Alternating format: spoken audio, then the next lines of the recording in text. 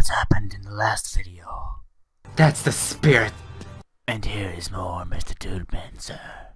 It is time. As you can tell from these rock riffs that seem to be the same point every time I try doing a Heavenly Host meeting, these rock riffs are always here to keep me company. And as you see, the only one that is actually not clicked on is the Slavia route. So of course I'm gonna go with her as this music fades away into the funky rhythm, of course. I called it because I know the song so well, I love it so much. Good. I'll go with him! Slavia actually picks me out. Cool. Instead of me picking her. Very well. It's better together. Are you sure? I asked Slavia in a whisper. I wanted to be sure, but she didn't answer. She just smiled. I looked speechlessly at Slavia for some time. Why is she always helping me? Very good. Good luck then, both of you. We'll need it. Oh my gosh, every single time. Oh dear. Thank you for following whoever that was. The camp leader and the other girls said their goodbyes and went their own ways. I was quite surprised that they were treating our night walk through the forest to the abandoned camp as something normal. Well, it can't be really helped. Wait a minute, I'll bring a flashlight. A flashlight, sure. While I was waiting for Slavia, I has a strange thought. Why is she always so kind, sympathetic, and ready to help? Why did she offer to go with me to God knows where? Slavia sounds like me to an extent. But, yeah. Practically me. She's like the girl version of me. It's always, the quiet ones. Should I be concerned? Well, as, the wonderful Crispin Freeman has stated, and I quote, the shy ones, they tend to be the kinky ones. Take that in. So, should I be concerned about her? I'm back! With a smile, Slavia gave me a flashlight. Shall we go? From what Electronic told us, the old building was built right after the war. It looked like a kindergarten or like a barracks, I expected. Definitely to hold less pioneers. Is this the same? No, okay. That is a repeat of text, though. Makes sense, though, because we're going to the same place. It's been in about 20 years. It was now totally dark. It seems like the forest was afraid of us, as we were of it. Trees politely moved away, grouping at the sides of the path and patiently watching us. An owl hooted somewhere far away, but more quietly than usual. I wasn't afraid walking next to Slavia. Probably in any other direction, even the real world, I would be too scared to go into a forest without a proper path. But I tried to get rid of these thoughts. Although it was strange, Slavia probably soothed my self-preservation instincts and my sense of reality was blunted. If it continues this way, I'll jump towards some beast with a smile on my face. I want to see that. It's like an owl when he like jumps the thing and just grabs it and it's like, oh, who do you think you are, owl? So it's like strangling it and like the whole flesh are flying. It's like a battle of the ages. It would be so good. You're not afraid at all, are you? Meaning? Slavia turned around and looked at me, smiling in a strange way, either with misunderstanding or with gentle mockery. Or maybe I was just seeing things. Well, night, the forest, the old camp. Yeah, it sort of gives me the chills. Just sort of? Are you afraid? Well, no, well, yes, but it's a natural human reaction to this kind of situation. I didn't want to show any fear, but I was really scared. I just felt like that being scared is what I should be in a situation like this. It was like my body had stopped producing antibodies to fight against an infection. I was scared, not by the night forest, but by the fact that I was reacting to everything that was happening in the wrong way. On the other hand, I didn't want to make a fool of myself. Who does that? I see. Slavia smiled again and continued walking. You know, Slavia is a real enigma to me. She's either really easy to read or very hard to read and confusing. And so far in this game, it's probably the second one, because this game is great. The path surrounded by trees and bushes was becoming more narrow. The deeper we went into the forest, the less clearly we could see the moon. For a moment, clouds hid the moon, and everything was submerged into almost pitch-black darkness.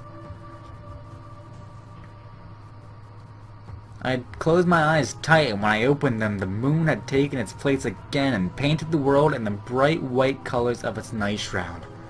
I only just realized how much I hate the dark. Finally, a clear space appeared far away ahead, and a minute later we were standing at the edge of the forest glade. We finally made it to Heavenly Host Elementary School. There was a ramshackle old camp building eroded by rain, rust, and beetles. And also, I realized that with every text box I click enter on, I get closer to the left-right puzzle that will make me very angry. Unless I do what I did last time and get it in like 3 clicks. I don't think that will happen though. There was a ramshackle old camp building, eroded by rain. Oh, I've heard that. It smiled at us with broken windows like a gape-toothed mouth. A silent rebuke from the dead to the living could be read in his smile.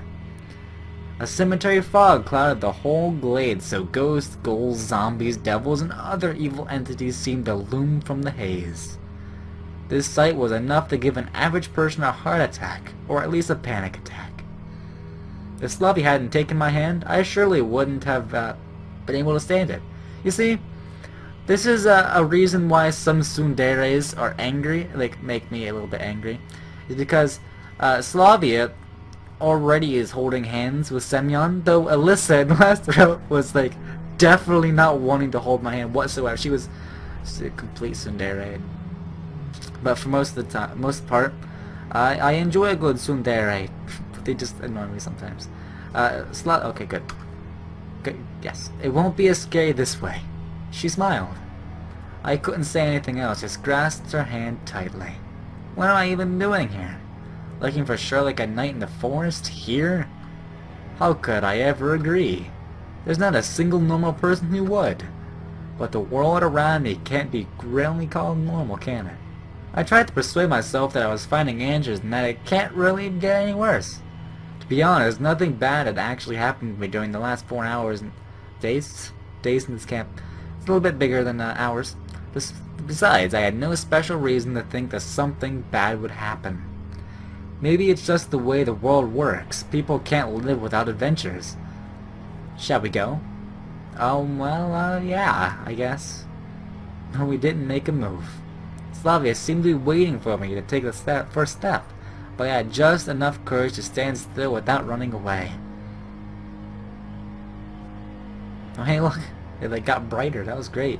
I love the little slight animation effects. Like, they're slight, but it looks cool. Looks great.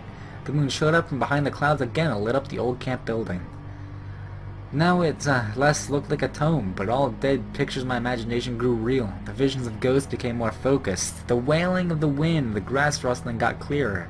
The noise of the unknown origin could be heard from afar. Seems like it was a great place before. I looked at Slavia carefully. Maybe she was scared, but she was trying to hide it. Knowing that I felt a little better and calmer. Maybe. Let's go. Sure. I stepped carefully, watching every step, trying not to touch the old fence, the crooked merry-go-round or the rusty slide.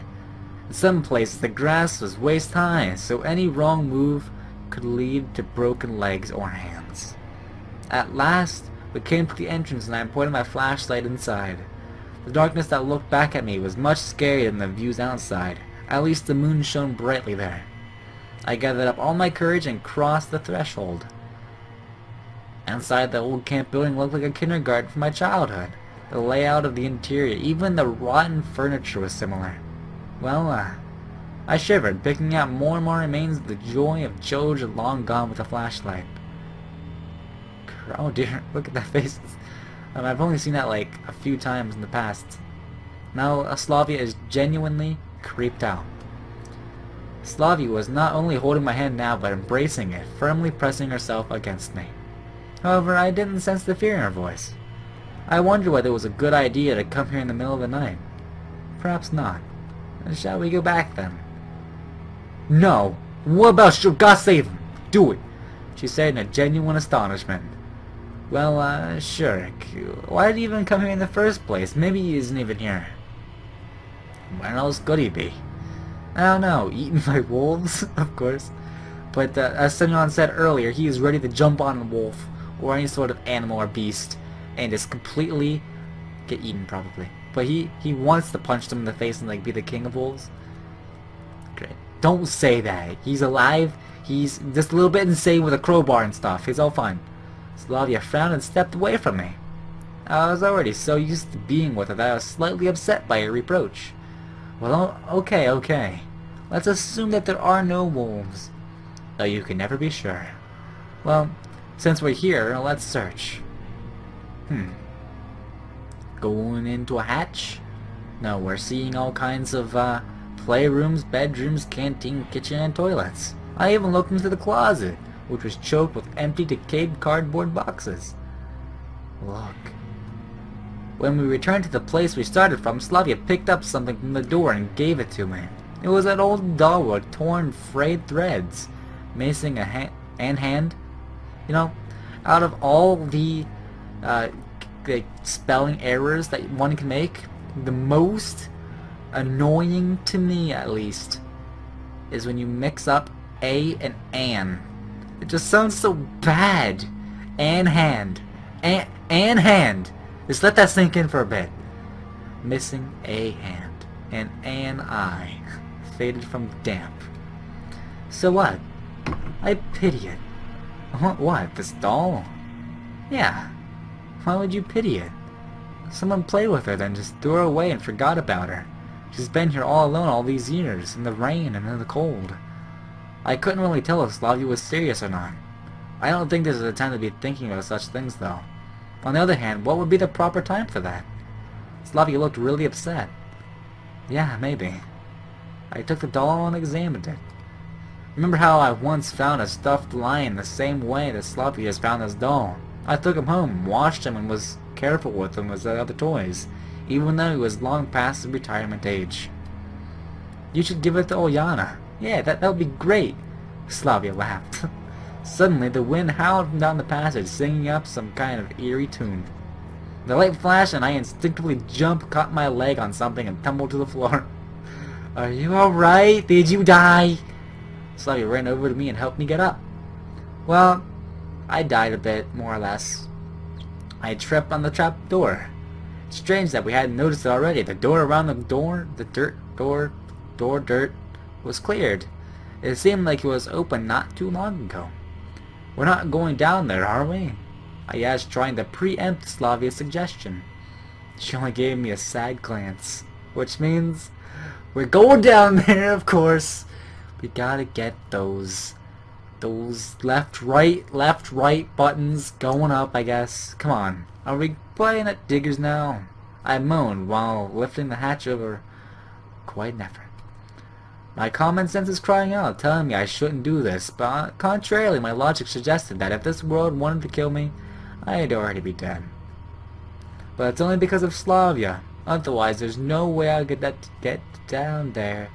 2 meters of rusty metal ladder led down to a dirty concrete floor. I leaned over the ledge and illuminated a narrow passage, going somewhere into the darkness. And what is there? I think I heard about a bomb shelter under the old camp. A bomb shelter? Whoa! Plot twists. Well, that's pretty logical considering the time it was built. Why would Shurik need to go down there? I don't know.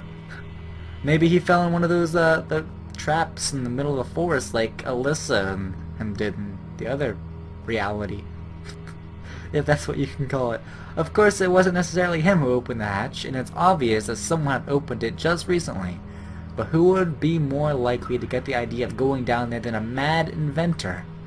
If we discard these theories of supernatural involvement, there can be no other humans in this forest. At least that's what I thought. Alright, I'll go first. Then if everything is fine, you can follow me. What might not be fine? Oh. Slavia looked scared, but seemed to ask more out of politeness. Well, I don't know. Rats, for example. Are you afraid of rats? Guess I shouldn't have asked. I sighed deeply and began to descend. Oh no. Okay, so this is the exact same CG, but with a different face, practically.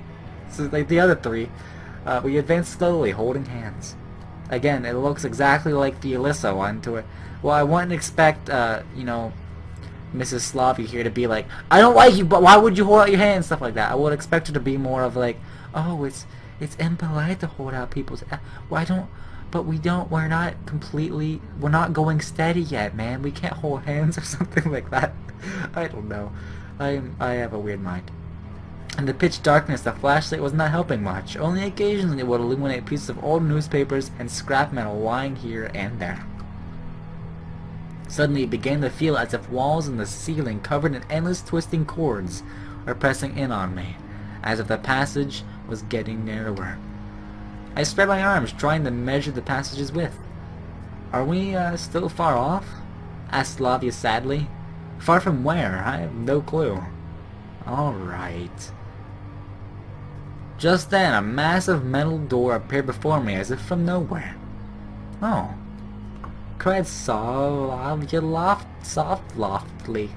I tried the handle and it seemed to yield a bit. You ready? Not sure. Though speaking frankly, what could you prepare in such a situation? The wheel turned a few times, squeaking horribly, then finally reached its limit and went quiet. I pulled on the door with all my weight and it reluctantly opened. There was some sort of chamber behind it. I wonder what that red button is for. I just realized that button. I want to press it. It's probably some sort of intercom into the middle there. But I want to know what the button's for. I want to press it so hard. Which turned out to be the bomb shelter itself. When we entered it, the lights suddenly went on, making me flinch. It was likely that there was an independent power source here. At the time when the catacombs had been dug, people had been building things to last. The bomb shelter looked exactly like what I imagined. It had everything needed to sustain a prolonged human existence during war. The lockers contained chemical protection suits, gas masks, and dry rations and water cans. At the far wall I noticed a lot of various tools. Pressure meters, radiation meters, a radio, and some other meters and meters and meters. However, this place looked like nobody had ever used it, which was not actually that surprising. Furthermore, it looked like nobody had even entered it after it was built. That's weird. What? Wow, that means something happened, right? Wait a second. I don't remember exactly, but I remember him telling a story to Oyana about some sort of Marines or some sort of soldiers dying. Maybe they are linked to this. Of course, I do believe this game has overarching plots like that, which is why I enjoy this game so much. I will probably take some time and literally just think about all of the secret innuendos, all the things that will be put together great. Because all the routes seem to be linked together into one big storyline, and I want to figure that out. Because me, story, equal, good. Slutty gave me a question look though. Well, Shurik is definitely not here. But was he? No idea, but if he was here, he couldn't just vanish. I looked around the room again and noticed another door in the wall to my left. Maybe there. However, the door would not open. What if he barred it from the other side? But why? I don't know. Still, it was quite possible, assuming he was there after all. By the looks of things, Shurik was hiding, maybe running from someone. Such thoughts made me uneasy, and I felt like putting myself on the other side of the door as fast as I could. I pushed hard, but the door only gave a dull creak. Here, maybe this could work. Crowbar. I fumbled with it, considering how I could better tackle the door.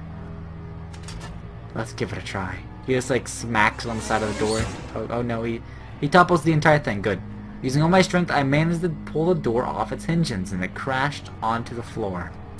While I was recovering from my efforts, Slavia pointed the flashlight down the newly opened passage.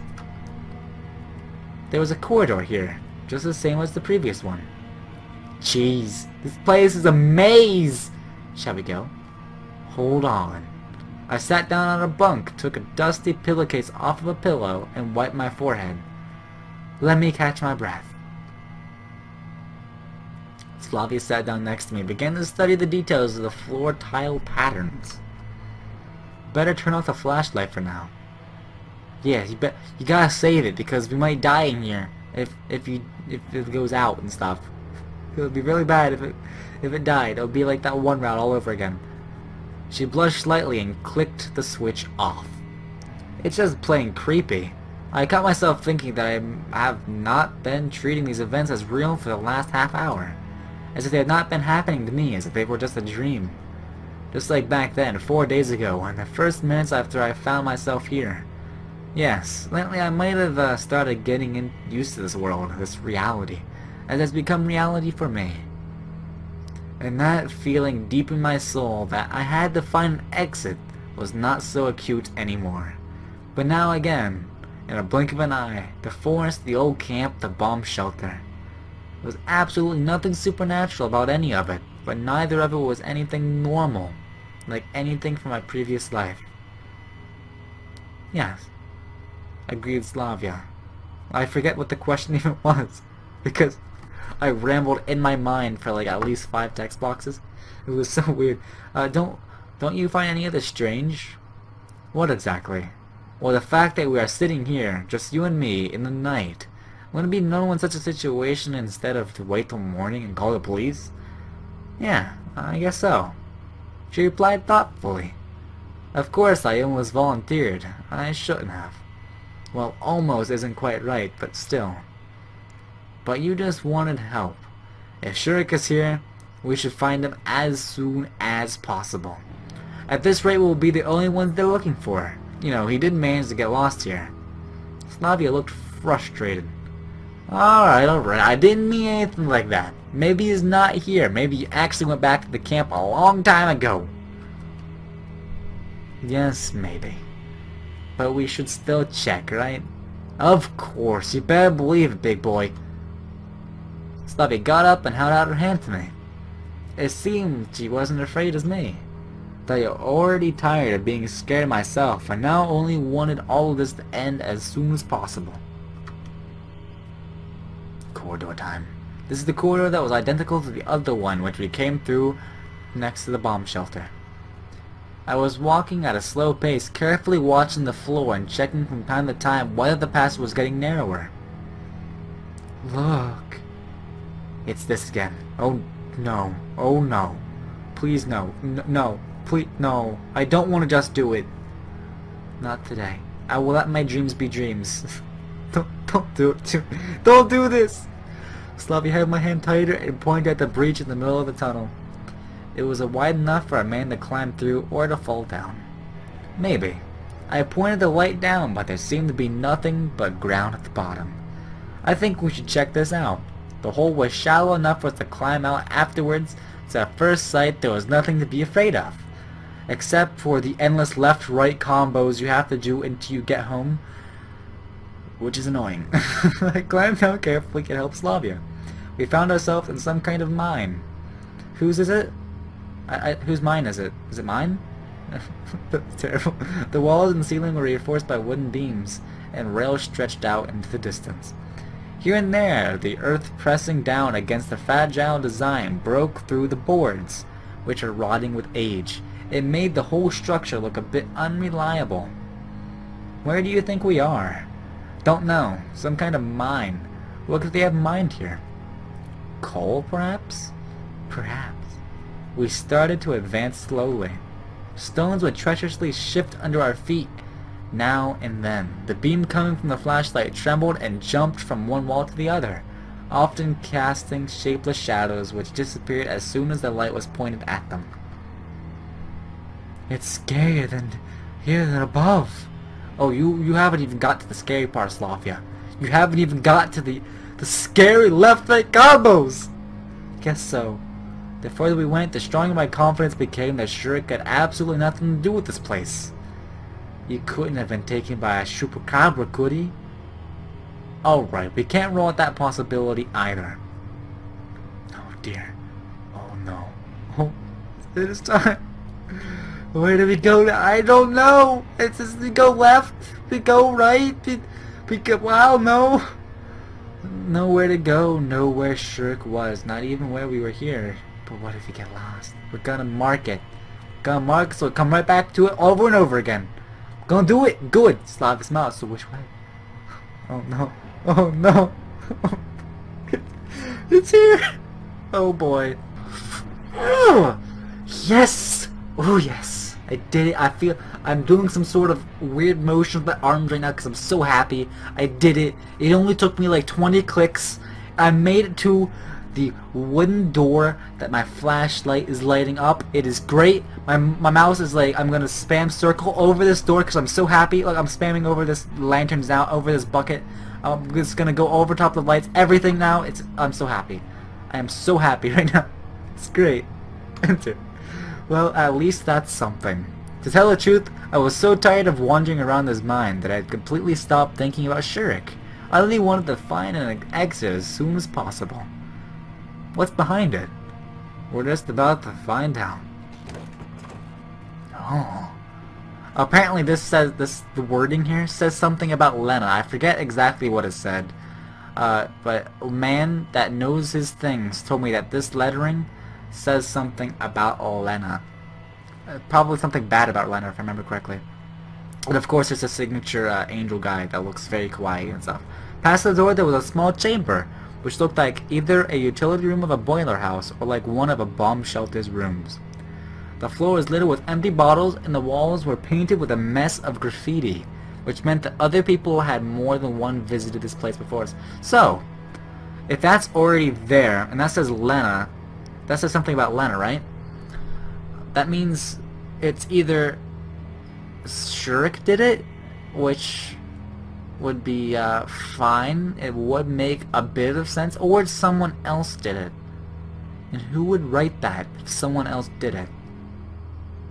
I don't know. That is another enigma to this game.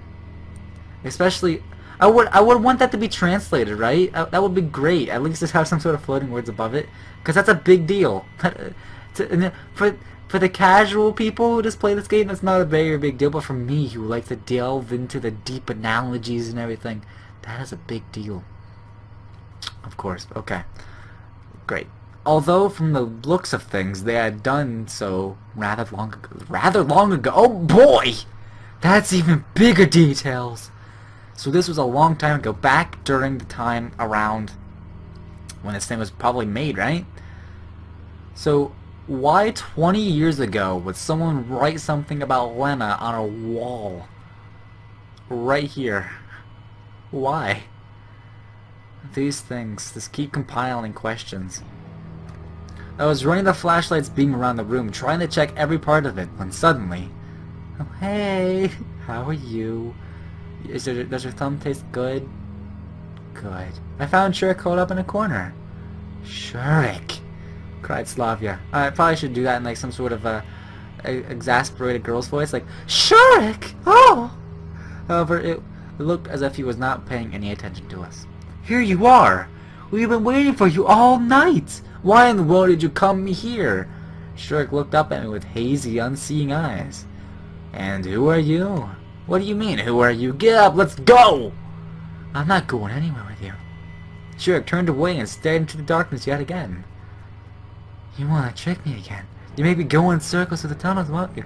Okay, I realize that these left-right tunnels, these mazes, are a little bit annoying, and they can make you want to punch yourself in the face over and over again, but it's not enough to, I'm not gonna do that to you, okay? I would never put my worst enemy into a point where they have to spam left and right until they get something right. But apparently I will, according to you. He knows what I am.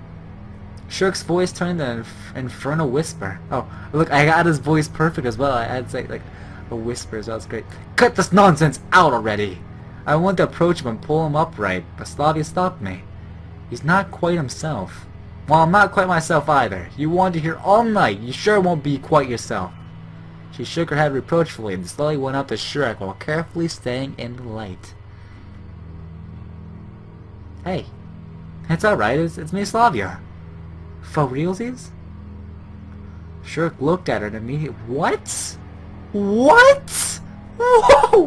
What? I was... Whoa! It was not expect... Why? Why did Slavia do this? Everyone else is like got smacked. Why? Why you? Oh boy, this is unexpected plot twists all the way. Shurik looked at her and immediately started sobbing quietly. Of course, who else could it be? And that's Samyon with me. We can find you. Everything's fine now. Are you really not them? Certainly not. We're us. He tried to get up, but he apparently disoriented by what we have fallen in. And would have fallen if not for Slavia, who caught him by the arm. Easy there. Careful. When they came up to me, I said, alright, time to get out of here. Oh my gosh, there's a guy with a... Oh, dear. No. Some sort of chainsaws going on. That's not the best. We can't go back! Back where? Into the mine? Yes. Shurik was speaking calmly, but at the same his voice was trembling silently. Why is that? It's where they are. Who are they? The voices. What voices? I was starting to lose my patience. The place and the situation certainly weren't normal, but if there had been anything paranormal here, then by the laws of horror cinema, it should have long since showed its face by now. Calm down, Shurik. Just tell us everything in detail. He took a few deep breaths and started. I needed some spare parts for the robot, and I heard that there was a bomb shelter in the old camp. There's actually a lot of different equipment in bomb shelters. It's old, of course, but worth disassembling. You could always find coils and resistors. So I went early in the morning. I thought I could finish quickly and get back by breakfast. I got everything I needed. He took some light bulbs and wires out of his pocket and showed them.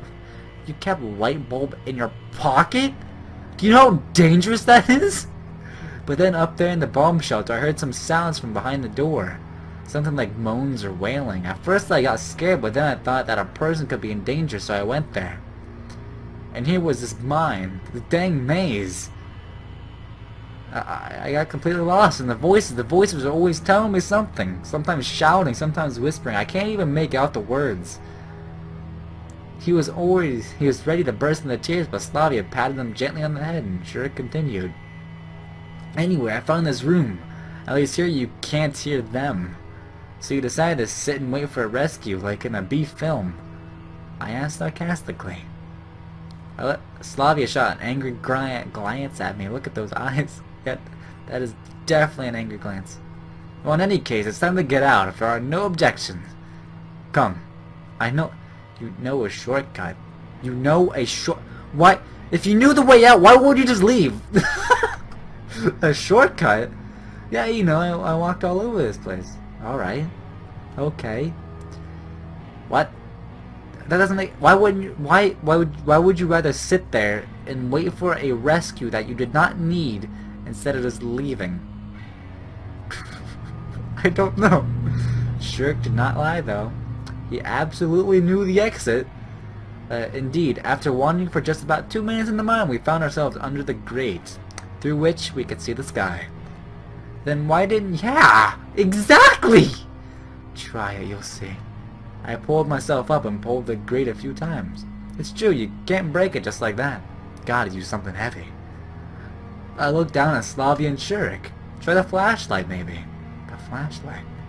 I fumbled with it. It was not one of those cheap Chinese fakes from the 90s, which I used to have a lot in our summer cottage. No, it was a real Soviet durable metal flashlight. Not a hammer, of course, but if I tried hard enough, I swung it and started smashing at the grate, aiming for the spots where it was attached to the wall. Soon I got lucky. I heard cracking sounds and a few bolts fell down. Perfect. A minute later, I was lying on the grass under the monument and breathing in the fresh air with delight. Although after the mine, any air would seem fresh. Well then, I'll be going. Thank you. Shurik looked a bit lost. I eyed him questioningly for a bit, but I ended up saying nothing and just waved my hand for a goodbye.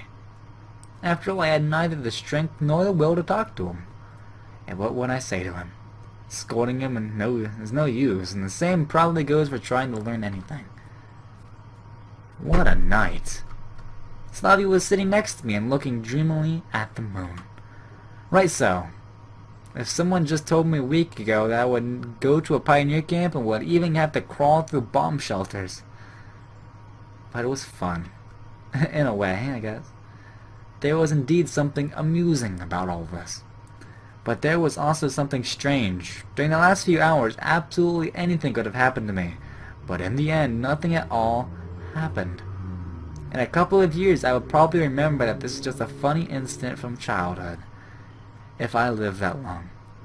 What do you think? Did you really hear something there? I don't know. It's possible, of course, but most likely it was just his imagination. In such a situation, anyone could start imagining things. That was not only the most logical explanation, but also the most probable one. Because nothing had happened to me in Slavia. Now, I, for one, think he should go to a psychiatrist. I guess you should. Laughed Slavia. Alright, time to go to bed. I felt like I needed to say something to Slavia. I was not sure what I wanted to, but I could feel the need. Thank you. For what? She gave me a surprised look. I wouldn't have managed without you. It was nothing. Slavia blushed. I was in her debt. Again. I wonder how I could repay her, at least partially, for all that she has done for me. I stared at the night sky, slowly falling asleep. All of the day's adventures left me so tired that I had no more strength left. You know, under different circumstances, I would have surely confessed my love to you. I said, losing touch with the reality. Thoughts usually work much faster than common sense, but Slavia wasn't there anymore. It's probably for the best, at least you didn't hear. Though it's strange, why did you leave without saying goodbye? Well, whatever, I'll sleep on it and see in the morning. Oh boy, whoa, I was so in calm right there! And this music immediately makes me angry. Why is it doing this? I was so tired that I barely made it to the camp leader's cabin, but there was a light in the window. That means she was waiting for me. Oh boy. And that in turn means that I'm in a lecture again. And this time, it will be just as pointless as ever. I had absolutely no desire to discuss whether I was right or wrong. The deck chair standing nearby was belonging to me like a friend, and suggesting I should sleep in it, forgetting about the mine, Shurik, and the camp leader. Oh boy. Oh no. Here you are! I said blankly, still looking at my chair's deck chair. Simeon! Yeah. We found Shurik. Slavia will give you the details tomorrow, and I'd really like to sleep. She looked at me confused for a moment, then replied. Oh, okay, yeah, fine. Good. I don't know if mentioning Slavia played its role, but a half-minute later I was already in my bed. The events of the day kept turning over for a short while in my head, but soon it started to ache, and it was as if my consciousness switched to safe mode and started the reboot. Okay. Yep, this guy's definitely a computer man. I'm sure like half the people don't even know what safe mode is. Cool.